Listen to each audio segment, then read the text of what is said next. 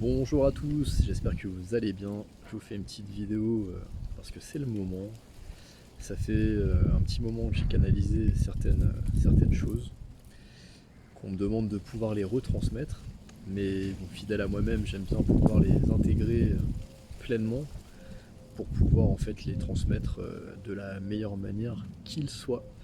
J'espère que vous allez bien m'entendre. Je suis au bord de mer, au bord de plage. J'ai positionné le téléphone sur un palmier entre deux branches pour le tenir. Il y a un peu de vent. J'avais prévu un micro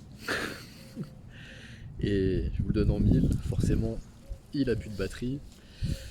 Donc voilà, les aléas du direct, comme on dirait.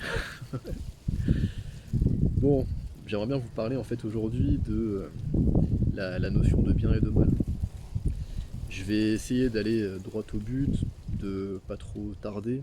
J'ai un peu de mal parce que j'aime bien pouvoir expliquer et m'assurer en fait que ce soit bien entendu et bien compris.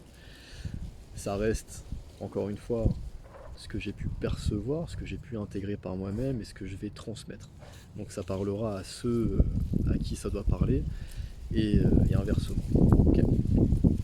Cette notion de bien et de mal, en fait, elle est reliée, on va dire, à cet état d'être que nous appelons ego. Ce petit personnage, cet avatar, cet individualisme et cette individualité dans laquelle en fait on ne cesse de se mouvoir et de survivre au travers de ce monde matériel sur Terre. Sur Terre, la planète Terre, elle est ce qu'elle est, elle est très belle, elle est très riche, elle est abondante en diversité, en espèces, animales, humaines, végétales, minérales, tous les éléments qui la composent, etc. etc. C'est un univers riche d'informations. C'est une matrice qui est très belle en son état, qui est neutre, qui a été faite avec amour. Mais un amour divin, pas un amour égotique. Du coup, on se retrouve en fait, quand on est pris au piège, dans un premier temps justement, de notre expérience humaine au sein de l'ego, on se retrouve vraiment dans cette notion de dualité pure et dure. Et on subit la dualité. On subit le bien et le mal. On subit le bon et le mauvais. On subit l'amour et la haine. On subit la richesse et la pauvreté. On subit, on subit, on subit. On est dans un espèce de rapport de force. D'accord? Donc quelque chose qui va être plus ou moins chaotique. Mais cette notion de chaos, en fait, elle va être nécessaire afin de pouvoir révéler, et ça c'est valable pour tout à chacun, qui nous sommes. Ça va peut-être en heurter, mais qui nous sommes en fait, nous sommes divins. Nous sommes des êtres divins. Nous sommes ce que nous appelons Dieu. Nous sommes l'émanation de ce qu'on appelle la source. Nous sommes une émanation de l'amour en fait qui sous-tend toute cette création. Nous sommes cette prolongation. Pour donner en fait une image, une parabole, on pourrait nous comparer en fait ni plus ni moins à la blockchain en fait en crypto-monnaie. Cette notion de blockchain et cette notion en fait de jeton dans laquelle en fait est emmagasiné tout l'historique de la genèse de la création de cette monnaie, de ce jeton, ce token, comme diraient les Américains. Ok. Nous, dans notre ADN de ce corps physique, en fait, nous détenons en fait au sein d'un brin, au sein d'une cellule, je ne sais pas comment appeler ça, mais toute information. Toute information. Plus on va tendre en fait vers cet état divin que nous sommes, tendre vers ça, c'est ni plus ni moins en fait que se dépouiller. Se dépouiller, c'est, on peut prendre l'image d'un oignon par exemple, et quand on va éplucher un oignon, on va enlever déjà la pelure, et puis peut-être que la première couche va être pourrie, moisie, on va l'enlever. Et puis pour ceux qui veulent s'amuser à découvrir ce que c'est un oignon, sans le trancher, sans le couper dans un premier temps, on va commencer à écarter en fait couche par couche. Et on va s'apercevoir en fait qu'au centre, on a le germe, on a vraiment l'embryon qui a pu se construire en fait de manière successive, couche après couche. On peut parler d'oignons, on peut parler également d'arbres. Un arbre, c'est la même chose. Un arbre, ça va être un germe qui va pouvoir en fait grandir au sein d'une racine et d'une tige qui va former le tronc au fur et à mesure, et avec un petit œil, un petit bourgeon qui va ne cesser d'aller chercher ce qu'on appelle l'apex, d'aller chercher en fait la lumière. Les plantes, pour la plupart, vont aller chercher de la lumière, ont besoin de la lumière pour la photosynthèse, afin de pouvoir transformer tout ce qu'elles ont à transformer, transmuter ce qu'elles ont à transmuter pour s'enrichir et pour porter justement à terme la fructification, par exemple pour des tomates. Nous sommes à l'instar des fruits et des légumes, avec une apparence différente, avec un champ informationnel différent, avec un état de conscience différent. C'est simplement ce qui va nous différencier. Une plante ne se demande pas ce qui est bon et ce qui est mauvais. Elle fait ce qui est bénéfique en fait par rapport à son évolution. Un être divin, je disais que nous sommes différents en tant qu'humains, va faire la même chose. Il va se trouver, il va se chercher, il va expérimenter, consciemment ou inconsciemment, au travers d'expériences dans la matière, dans la société, dans le monde des hommes. Qui est ce qu'il est. On peut en dire, on pourrait en parler longuement, et on sait tous qu'on vit une période qui est compliquée, qui est un catalyseur en vérité. Certains parlent d'apocalypse en parlant à l'extérieur. Nous vivons la période de l'apocalypse.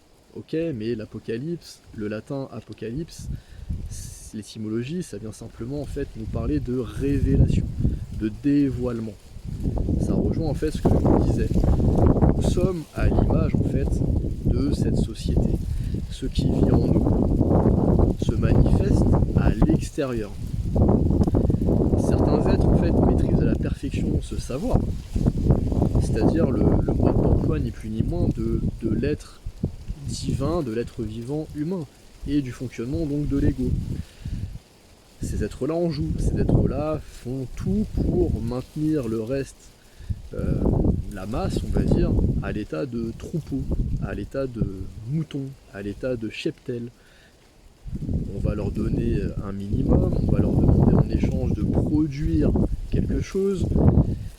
Ça va être en fait du cinéma, mais toujours est-il qu'on va les garder sous emprise, sous hypnose. Ce qui se joue en nous, c'est exactement la même chose. L'ego est conditionné, est hypnotisé depuis notre tendre enfance, et ce de génération en génération, d'une manière transgénérationnelle. Effectivement, depuis quelques décennies, il y a de plus en plus d'êtres en fait qui ont décidé d'intégrer un certain savoir, décidé en fait de venir s'incarner sur Terre dans le but de pouvoir apporter leur expertise. Des êtres comme le Christ, par exemple, il y a 2000 ans, en nous parlant de mon royaume n'est pas d'ici, mon royaume est ailleurs, en nous donnant pas mal de paraboles pour nous faire comprendre en fait que l'énergie qui sous-tend le tout est amour, et un amour inconditionnel.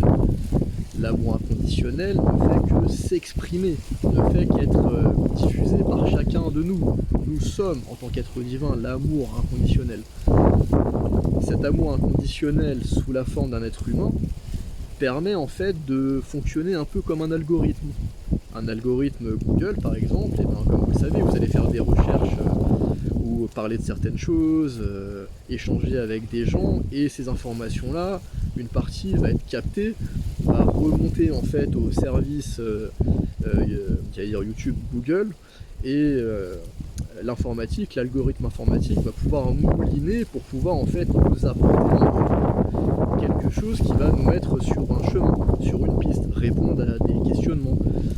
En marketing, je pense que ça arrive à pas mal de monde d'être à côté de votre téléphone, même pas forcément branché sur Facebook ou autre, posé sur une table et de dire oh là là là, mais là je mangerais bien une bonne pizza, j'ai vraiment envie de pizza. Et les personnes autour, ah ouais, c'est vrai qu'une bonne pizza ça pourrait être intéressant. Et puis 10 minutes après, de prendre son téléphone, de faire défiler Facebook et de trouver en fait sponsorisé une publication de promotion, une pub pour une pizzeria dans les alentours. Nous fonctionnons de la même manière. C'est-à-dire que lorsqu'on se révèle, lorsque nous entamons notre apocalypse intérieur, nous allons venir en fait éplucher couche par couche l'oignon pour révéler en fait le cœur. Révéler, dévoiler recouvrir, se rappeler que nous sommes cet être divin. Et que cet être divin, en fait, porte en lui ce fameux germe avec toute information. Vous voyez ce que je veux dire? Cette notion, elle est hyper importante. Ça nous permet en fait de conscientiser et de comprendre que je vais arrêter de me comporter de telle ou telle manière, je vais arrêter de me comporter en rapport de force avec autrui, je vais mettre de côté mon ego et arrêter de vouloir avoir raison, je vais temporiser les choses, je vais avoir davantage de compassion, mais je vais également me retourner, comme je l'évoquais, me centrer, me repositionner en comprenant que je suis au centre de mon univers. Et c'est même pas mon univers, c'est je suis l'univers qui s'expérimente en vérité, mais qui s'expérimente au travers d'un individu. Donc, mon univers. Si là je parle en tant qu'ego, en vérité. Mais c'est important vraiment pour comprendre que nous sommes au centre. Et donc que chacun est au centre. Vous qui regardez, qui écoutez cette vidéo, vous êtes au centre de votre propre univers.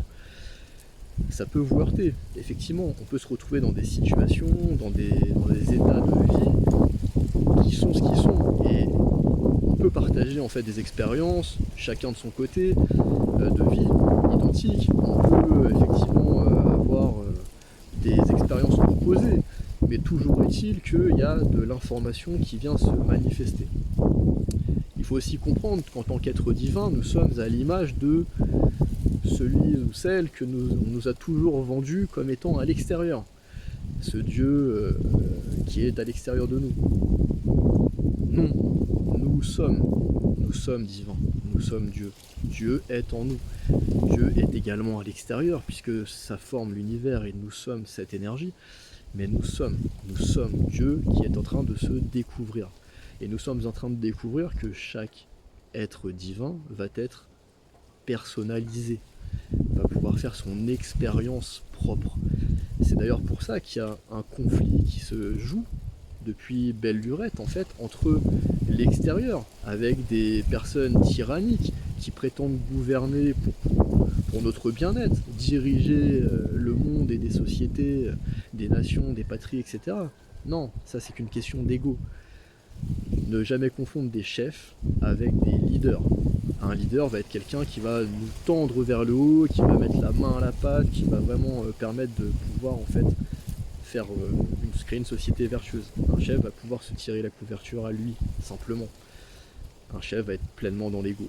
Un être divin va être pleinement en fait, un leader pardon, va être pleinement dans son être divin. En tout cas, il va tendre vers ça, il va performer entre guillemets dans cette intégration d'être divin. Tout est vibratoire, toute information. Du coup, comme vous le savez, quand je suis en consultation, pour les consultants qui font appel à mes services, je réalise toujours en fait un bilan énergétique et vibratoire. Dans ce bilan, on va avoir en fait ce qu'on appelle le taux vibratoire. Le taux vibratoire va nous montrer en fait où nous en sommes en tant qu'être divin. On peut être très proche de la matière, comme on peut être très élevé. Ok ?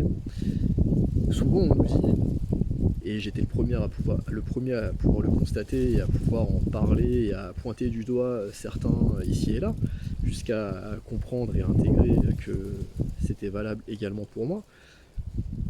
On peut dire que un tel est un bourricot, telle personne est très terre à terre, est très animale, etc. Certes, c'est son expérience de vie, nous sommes passés par là, nous n'allons pas lui tirer dessus, mais au contraire, nous allons le laisser vivre son expérience et nous allons pouvoir en fait lui apporter de l'amour et de la compassion, l'aider.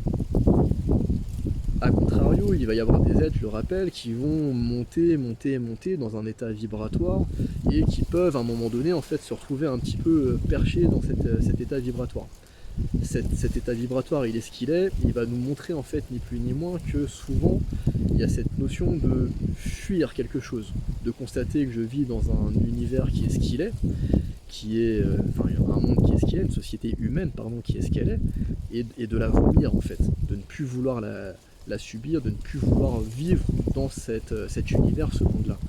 La première réaction, ça va être de trouver un échappatoire. Je vais essayer de trouver une porte de sortie, je vais essayer d'être plus fort et mieux que cette société. Et du coup, on va aller se chercher en fait au sein de la spiritualité, au sein de la religion. Ça me permet de poser ça là, ici et maintenant. Dieu n'a pas de religion. Ok? Bref, continue. Ces êtres-là, et j'en ai fait partie pendant pas mal de temps, on se retrouve perché en fait à un moment donné et on se croit être arrivé. Je suis sécurisé, ça y est, j'ai compris qu'il y avait des mondes subtils, des dimensions parallèles, de la guidance, etc., etc. Je suis accompagné. Oui, c'est vrai, mais ne jamais oublier qu'il y a également ici, sur un plan en fait dimensionnel autre, au même titre que ces guides, des êtres désincarnés qui eux sont dans cette rébellion, qui eux sont dans cette notion de rébellion envers le divin, qui ne veulent pas reconnaître en fait qu'ils ont merdé, qui ne veulent pas reconnaître qu'ils ont fait des expériences qui leur ont été préjudiciables et se retrouvent en fait enfermés à perpétuer ces mêmes expériences. Oui, on va parler de l'enfer. L'enfer, effectivement, c'est ni plus ni moins que se retrouver séquestré de manière intérieure à répéter des mêmes expériences qui nous font chuter, en fait, ni plus ni moins. Une fois que j'ai expérimenté cet état vibratoire assez élevé, il peut, et c'est très souvent le cas, arriver à un moment en fait où il y a un clash, il y a quelque chose qui se passe et qui fait qu'on va retomber, on va rechuter, on va perdre pied, on va dévoiler en fait en nous quelque chose. C'est tout à fait normal. C'est tout à fait normal. Quelqu'un comme Annick de Souzenel, en parle très très bien. Elle nous explique qu'au travers en fait de la Genèse, quand on nous parle d'Adam, quand on nous parle de Noé et de pouvoir identifier, compter les animaux, on fait appel en fait à ce savoir qui nous parle de nous. Quand on nous parle d'animaux, on nous parle de nos émotions, on nous parle de ce qui vit en nous. Par quoi je suis pris? Par quoi je suis pris? Qu'est-ce qui vit en moi? Ce qui vit en moi en fait va dégager une signature fréquentielle, énergétique. Encore une fois, ce ne sont que des mots. Mais on se comprenne, je vais dégager quelque chose. Ces êtres à côté de moi, qui vivent à côté de moi, mes guides, mais également ces petits démons comme on les appelle, eux vont essayer de nous maintenir dans un état en fait de basse fréquence et de basse vibration. On est de la nourriture à un moment donné pour ces êtres-là. Okay, je le rappelle, ces êtres-là sont en contradiction, sont détournés ni plus ni moins en fait de leur source, de leur origine. Ils n'ont pas conscience qu'ils se sont reniés, ni plus ni moins. Et c'est comme ça. Toujours est-il qu'ils sont dans un état de rapport de force également et de tirer vers le haut. Ça va peut-être être lourd ce que je vais dire, mais constatez que pléthore de nos pseudo-dirigeants, gouvernants, se comportent de cette manière. Et pour ceux au courant, ces êtres-là, pour la plupart, réalisent des rituels assez sordides. Donc, on peut se poser la question.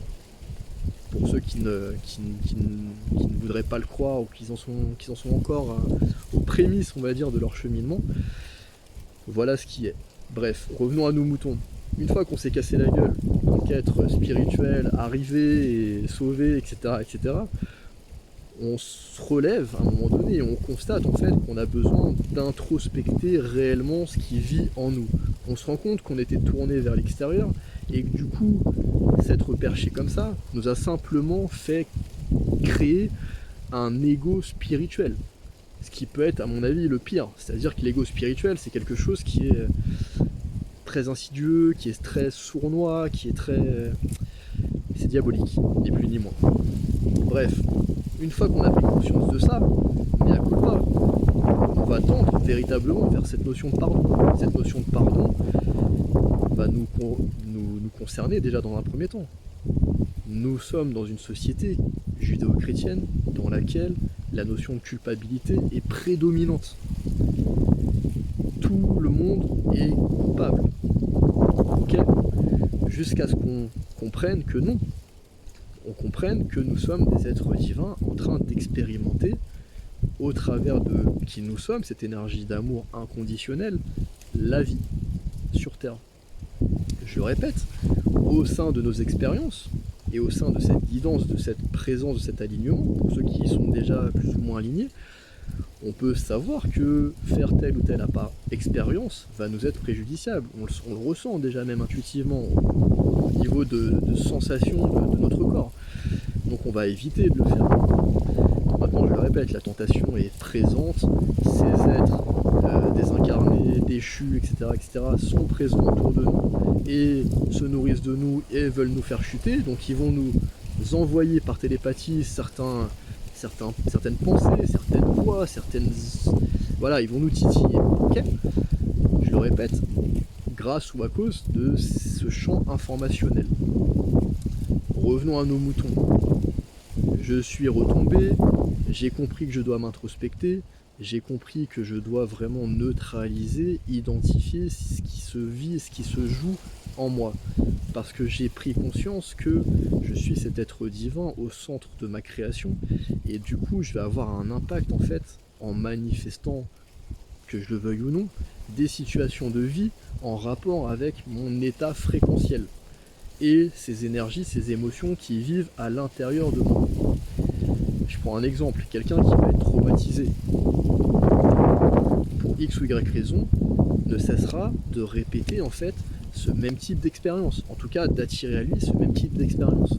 Ce qui fait que plutôt que d'oser, et c'est pas le moment pour lui parce qu'il n'a pas conscience forcément de ces choses-là, tendre vers cette expérience dans le présent et dans cette neutralité, il va se retrouver en fait figé, émotionnellement cristallisé par rapport à un passif qui est terminé. L'expérience est finie, sauf que le résiduel informationnel énergétique reste présent. Et c'est ça qu'on a besoin de pouvoir transmuter, ni plus ni moins. Quand les alchimistes parlent de transmuter le plomb en or, c'est ni plus ni moins ça. Des alchimistes pris par leur ego spirituel vont tout faire pour arriver à transmuter le plomb en or. Mais le plomb en or, qu'est-ce que c'est à part notre intériorité qu'on va venir assainir? L'or, c'est quand même ni plus ni moins que le matériau qui va être, pas le dernier, mais presque, avant l'état de lumière totale. Ok, on va dire que c'est une densification amoindrie de la lumière. Ok. Ensuite, on passe au cristal, le diamant, le cristal. Ok. Le Christ, rappelez-vous-en, nous avons eu un personnage qui est venu sur Terre, qui était incarné, qui a pleinement transmuté en fait son monde intérieur, qui a réussi à gravir, on va dire, les échelons, d'ascensionner, ni plus ni moins, pour pouvoir se transmuter lui-même et devenir cet être en fait d'amour inconditionnel, qui au travers de la compréhension et de l'information qu'il a pu emmagasiner, sait pour lui ce qui est bon et ce qui est mauvais. Et ce qui va être nécessaire pour pouvoir en fait purifier une société, séparer le bon grain de l'ivraie, ça va être ni plus ni moins en fait d'être authentique, d'être capable en fait de parler vrai, de ne plus être dans l'hypocrisie, de ne plus se cacher derrière des masques, de ne plus jouer un jeu pour ceci, pour cela. Tant qu'on est comme ça, on est encore pris par l'ego. Rappelez-vous, nous sommes un être divin, nous sommes divins. Rappelez-vous ce qu'on nous a enseigné. On nous a enseigné en fait que Dieu est extérieur à nous, mais que Dieu est informel, éternel, intemporel et tout-puissant. Nous sommes Dieu, mais nous sommes également, en tant qu'être divin, intemporel, informel. Nous, en tant qu'être divin énergétique, nous n'avons pas de forme. Nous sommes à l'image de l'eau. L'eau n'a pas de forme. L'eau va prendre la forme de son contenant, ni plus ni moins. Va être tout puissant. Nous sommes tout puissants. Rappelez-vous que notre pouvoir en fait de création passe dans un premier temps consciemment par la procréation. Faire l'amour un homme, une femme, en période d'ovulation, va permettre en fait la fécondation. Le spermatozoïde qui rencontre l'ovule. Ensuite, on passe à cet état de création, de créationnisme, à l'image du divin. Et ça se passe comment? Ça se passe ni plus ni moins par l'intention. L'intention, le pouvoir de création, c'est la foi. Le Christ nous en a parlé également. La foi peut déplacer des montagnes. En effet. Voilà. C'est très important vraiment de conscientiser ces choses-là. On est dans une période qui est ce qu'elle est, qui est charnière. Rappelez-vous que la temporalité terrestre n'est pas du tout la même que celle en tant qu'être divin. Ceux qui ont vécu des expériences transcendantales, comme c'est le cas pour moi, de la méditation ou autre, peuvent le constater. En général, c'est pareil, quand vous faites quelque chose que vous aimez, vous voyez, je suis en train de vous parler, bah, ça fait déjà 25 minutes. Mais pour moi, là, ça fait à peine 5 minutes. Donc quand on fait quelque chose qu'on aime et qu'on est en phase alignée avec ce qu'on est et ce qu'on doit faire, le temps passe vite. Quand on s'emmerde, qu'on n'est pas bien, etc., le temps passe très lentement. Mais quand on est dans cet état-là, ça veut dire qu'on est dévoyé de notre essence, de notre alignement. Ok ? Cette notion est très très très importante. La mission de vie, on va dire, grosso modo, tout le monde n'en a pas forcément. Certains êtres vont en avoir. Rappelez-vous, je le répète, la temporalité terrestre fait que notre corps physique, le contenant, va s'éteindre, va s'étioler et va mourir à un moment donné. De mort naturelle, de belles morts, de maladies, d'accidents, de meurtres. On va mourir à un moment donné. Le contenu qui nous sommes va revenir au tout. À un moment donné, il se peut que on puisse,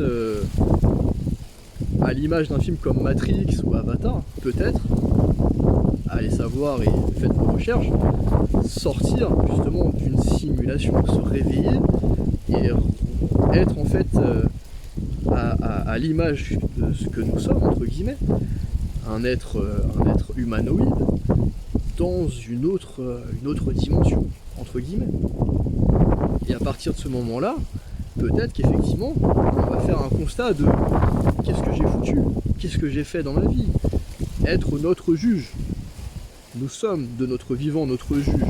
Ce monde intérieur est une chape de plomb quand il n'est pas transmuté. Ce monde intérieur peut nous faire souffrir tant qu'il n'est pas transmuté. Donc le seul juge en fait, initialement, c'est nous-mêmes. Tout simplement. À partir de ce moment-là, on peut comprendre que si je sors de cette simulation, peut-être que je vais pouvoir débriefer et me rappeler que initialement j'étais venu m'incarner pour faire quelque chose. Dans ce cas-là, on pourra parler de mission de vie. Mais rappelons-nous en fait que tout est cyclique également dans la vie. La temporalité est infinie, mais que ça fonctionne par cycle, grosso modo. Du coup, on peut également comprendre et intégrer que au sein de notre expérience ici et maintenant, il y a des êtres qui sont des jeunes âmes, ce qu'on appelle des jeunes âmes, qui ont besoin en fait d'ascensionner progressivement, d'intégrer en fait de l'information, d'intégrer de l'expérience pour pouvoir en fait révéler leur divinité. Je le répète, révéler sa divinité, c'est pas un concours de, comme on dit vulgairement, de taille de truc. Non, c'est simplement en fait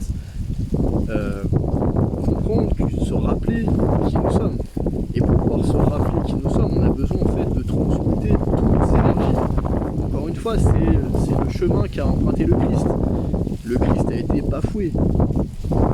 C'est un être qui a accepté son sort, qui a compris, qui a accepté qu'il devait transmuter, traverser en fait toutes ces expériences, y compris la mort, y compris le sacrifice, y compris le meurtre, y compris le rejet et la trahison. Rappelez-vous de cette notion avec, je crois que c'est pendant Pâques, où Ponce Pilate permet la libération d'un otage, et que le peuple de ce moment-là, avec les grands gouvernants, préfère libérer un tueur-voleur, un animal prédateur, quelqu'un qui est vraiment très bas au niveau de son ego, que de libérer en fait un enseignant, quelqu'un qui va pouvoir leur rapporter en fait la vérité, au sens révéler votre vérité qui est la même pour tous, dans le but de créer une société qui est vertueuse. Voilà mes amis, j'espère que ce message aura trouvé son audience, saura trouver son audience. Encore une fois, ceux à qui ça parle, vraiment, écoutez, j'en serais honoré. Ceux à qui ça ne parle pas, eh bien, j'en suis désolé. Chacun son chemin, chacun sa route, chacun son destin. Passe le message à ton voisin. Non, je rigole. Et également, voilà, ceux en qui ça parle et ceux qui se retrouvent en fait sur ce chemin de tendre vers eux, d'être divin, c'est mon activité, c'est mon ouvrage en fait, de pouvoir vous accompagner. Donc je réalise des sessions en fait personnalisées, des consultations personnalisées. Je travaille essentiellement à distance. Comme vous le savez, tout est informel, enfin tout est information, pardon, et l'information n'a pas de forme. D'où son nom, informe. Ce qui nous permet en fait de travailler à l'image du Wi-Fi, etc. de manière en fait dématérialisée et à distance. Je privilégie cependant la visio. J'aime bien avoir un interlocuteur ou une interlocutrice en face de moi, interagir avec lui. Et donc pour ceux qui souhaiteraient prendre un rendez-vous, vous verrez sur mes différents profils, sur mes différents réseaux, un lien. C'est un lien SumUp Booking dans lequel vous avez différentes prestations. Ok. N'hésitez pas aussi, si vous avez besoin de contact direct, à m'envoyer un message en direct, privé. Je prendrai le temps d'y répondre avec grand plaisir. Ok.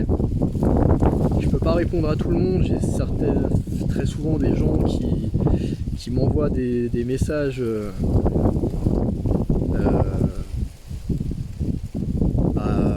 je sais pas comment définir ça, mais j'ai pas le temps en fait, j'ai pas le temps. Je dis ça comme ça, c'est un peu brutal, je suis désolé, mais j'ai pas le temps. J'ai pas le temps. Mon temps et ma vie, je la consacre déjà en priorité en fait à ma famille, à pouvoir assurer en fait quelque chose de vertueux pour qu'ils puissent grandir. Et j'ai la chance d'avoir des enfants et une femme qui sont merveilleux et merveilleuses et qui peuvent justement, qui tendent à être divin. Donc ça me fait chaud au cœur et je remercie nos accompagnants et la vie par rapport à ça.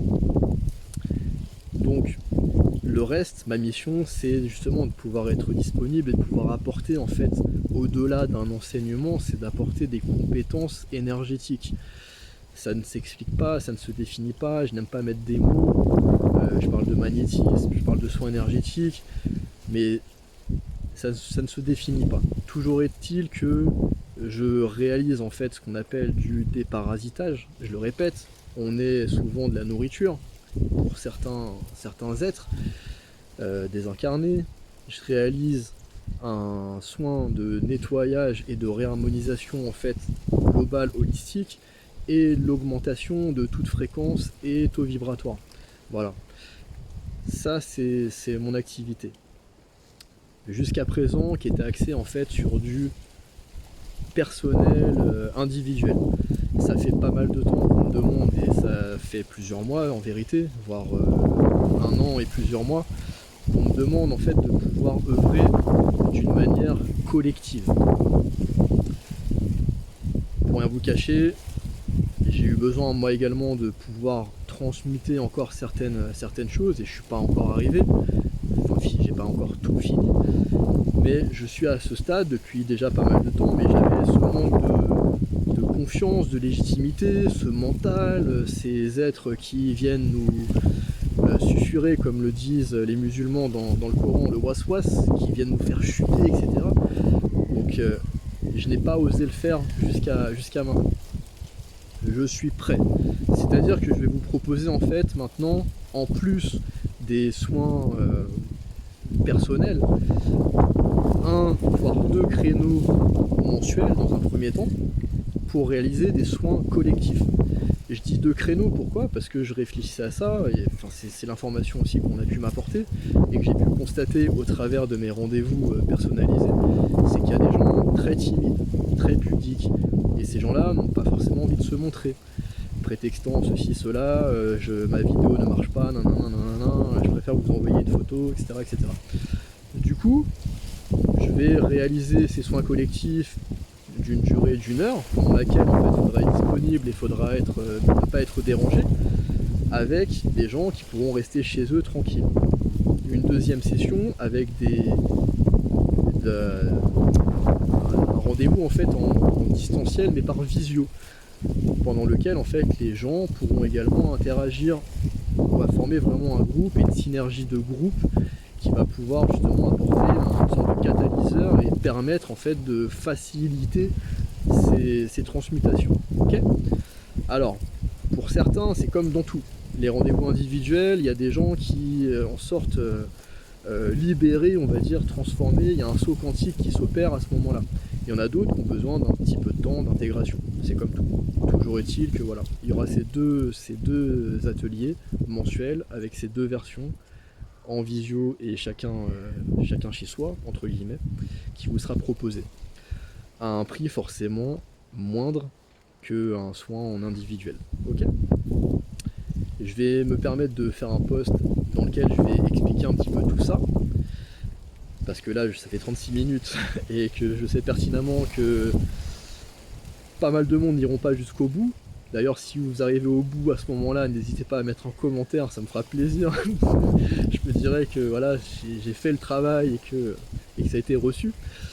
Et donc je ferai un autre post dans lequel je pourrais parler de ces deux créneaux, ces deux ateliers, tous divins, ça sera le nom, c'est le nom.